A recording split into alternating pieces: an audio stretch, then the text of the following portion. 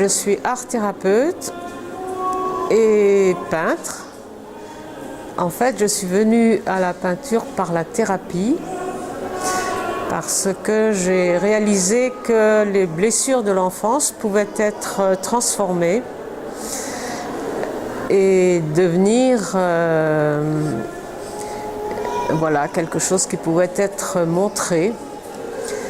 Et c'est pour ça que je me suis intéressée d'abord à la thérapie par la peinture et ensuite à la peinture pour moi-même à partir de mes blessures d'enfance que j'ai revisitées un peu comme ça, transformées, comme le disait Van Gogh, qui disait l'art est une blessure. Et par cela, je crois que je peux visiter des zones de moi-même que je peux aussi exposer. Au niveau du thème, peut-être, de la sagesse, j'ai commencé par une peinture qui exprime la vie et le feu de la vie.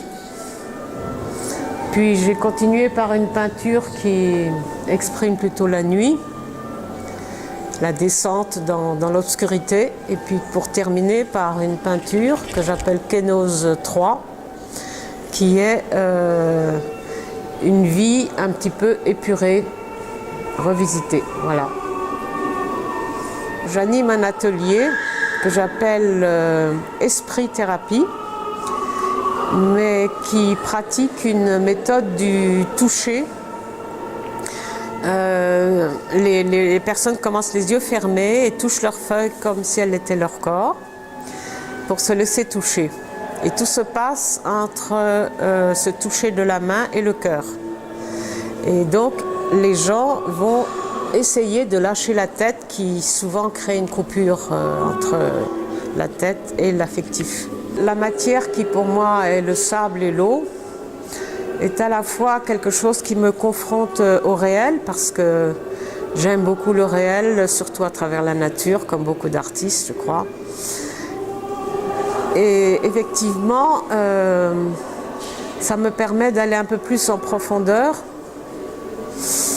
Et donc c'est effectivement les dernières œuvres que j'ai faites qui sont de l'autre côté là-bas, qui sont avec le sable, l'eau, et voilà, qui permettent d'être touchés. Moi je dis qu'on peut toucher une peinture, quoi, ce n'est pas interdit. Le sable, en fait, c'est dans ma région des Hautes-Alpes, qui est à la source de la Durance. Et j'ai connu un peintre qui peignait, plongeait les pieds dans la Durance. Et je trouvais que c'était une expérience de se plonger dans la nature comme il le faisait qui m'intéressait.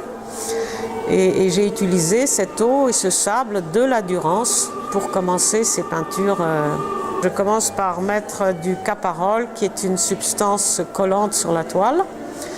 Puis je mets du sable sur toute la toile.